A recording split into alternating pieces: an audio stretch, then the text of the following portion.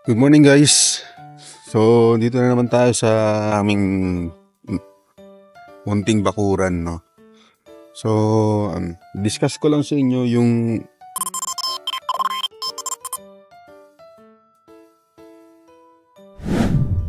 kumbaga ikuwento ko sa inyo yung 5 bagay na nagustuhan ko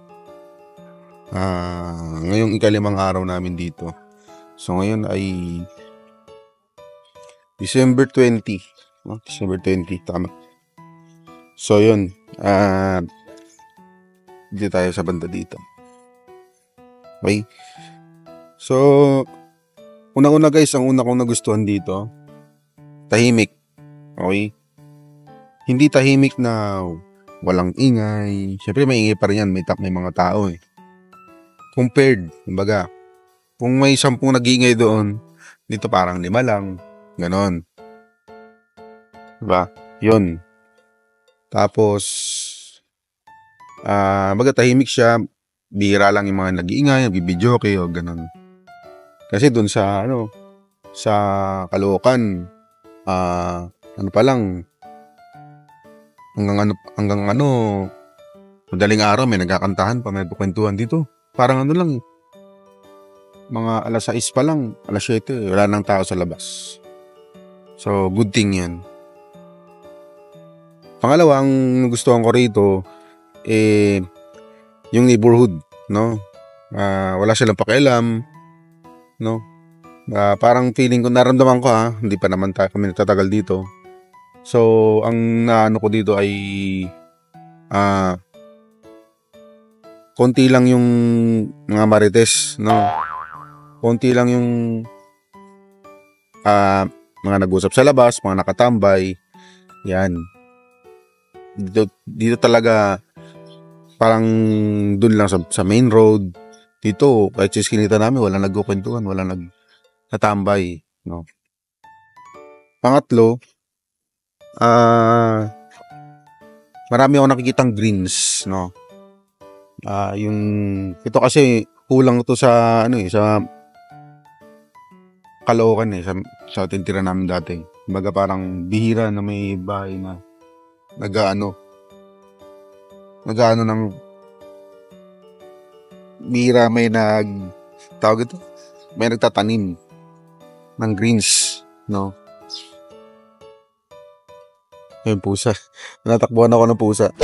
Dito, kahit saan ka dumaan, may greens. Minsan, may tanim. Meron pa mga may mga greens. Yan. May maingay sa kabilang subdivision na nagpapatugtog. Sana hindi ako makapiright. Tanggalin ko na lang yan. Iyan ko na lang yan. I-remove ko na lang yan sa editing.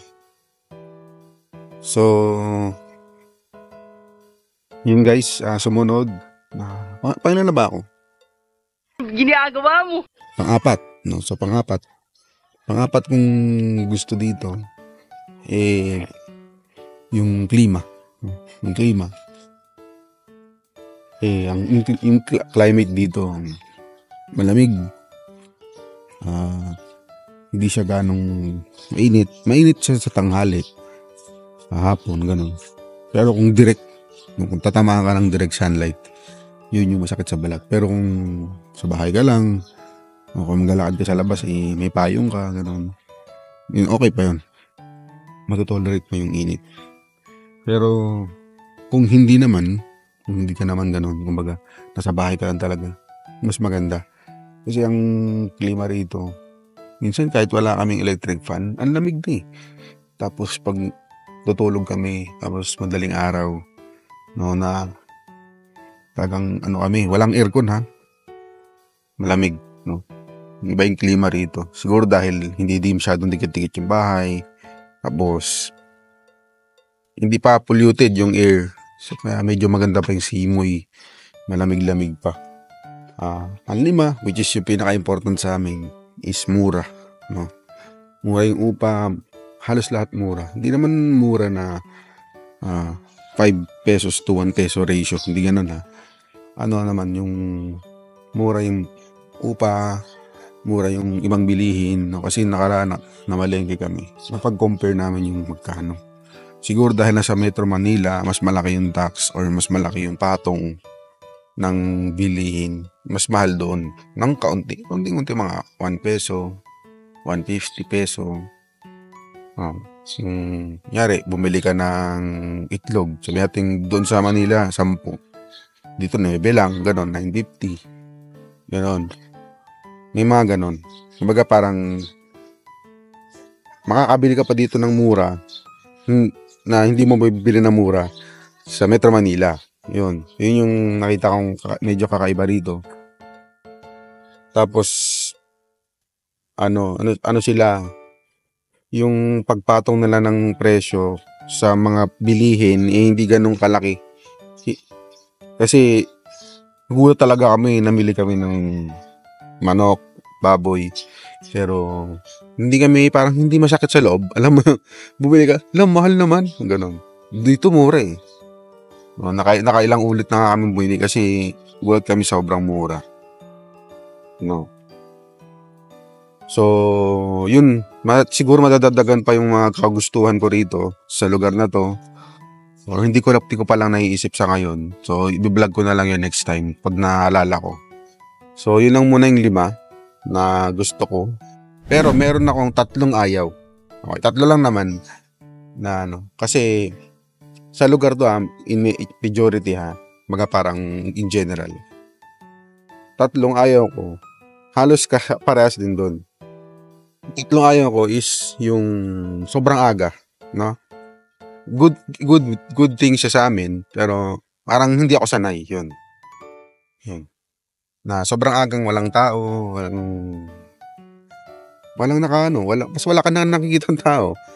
Yun yung isa sa mga hindi siya negative na malaking impact, pero for me, as sanay sa tao, no? Yun, medyo konti agad yung tao, or wala na agad around 6 p.m., 7 p.m., no? Onwards. Yun.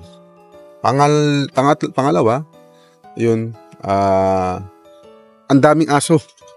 Hindi ako takot sa aso, pero yung left and right, maglalakad ka, may aso. Punta ka doon, skinita, may aso. Alam mo yun? Tapos ito, sa skinita lang namin to, particular, sa skinita lang namin. May aso. Pagkadaan ka, may aso. Tatahol. No, tatahol yan. Naglakad ka hanggang makarating ka ng dulo, may aso. Although lahat naman na nakatali at sa loob ng kulungan, alam mo naman, siyempre mahilig ako sa kape. Parang kakabahan ka, parang tinatay ka ng nervyos, bigla-biglang tatahol. Hindi mo alam kung, minsan unpredictable pa kung tatahol o hindi. Ganon.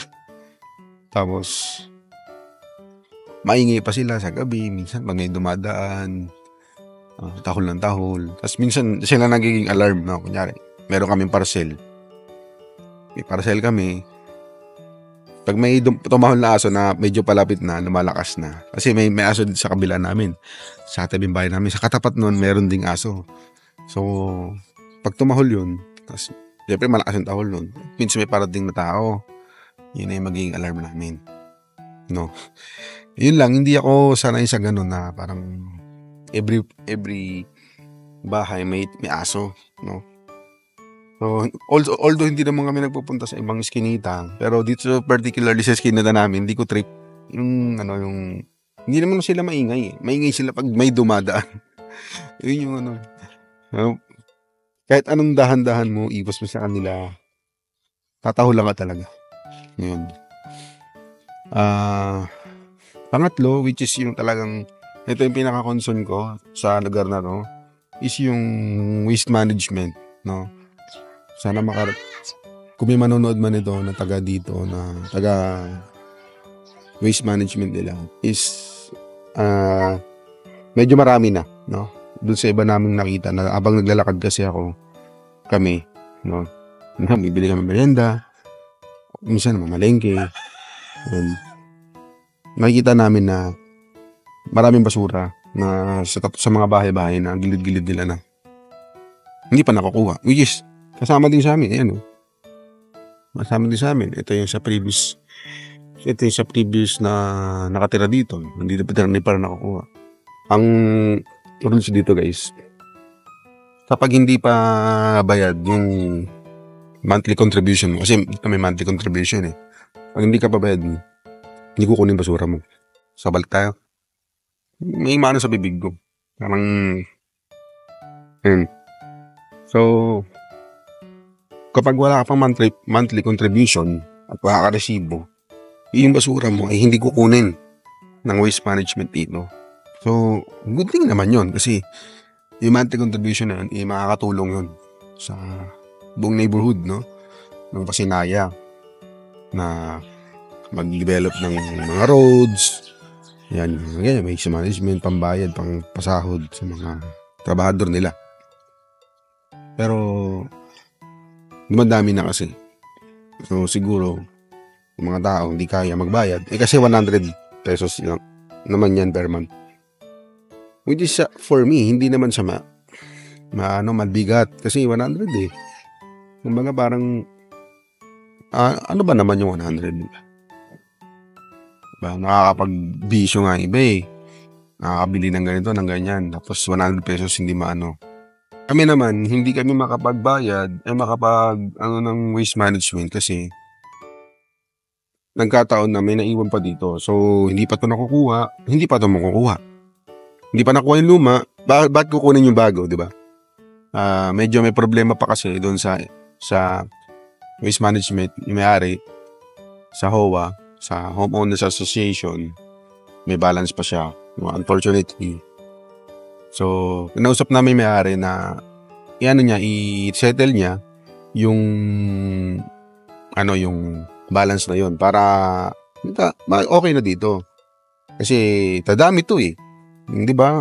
Guys, hindi naman mali ako eh na di ba? Tadami kasi yan. Tatambayan na yung mga lamok yan, langaw, o what, mga insekto dyan. Dadami. So, nakasap naman yung may-ari na by January asikaso niya na daw yan. So, hopefully, maging okay na para wala na kami maging problema. Kasi ito, hindi to pipigapin hanggat wala kaming resibo. Kasi yung resibo, may kopya din doon sa homeowners. Kami na lang yung pupuntahan dito para kunin yung basura. Okay?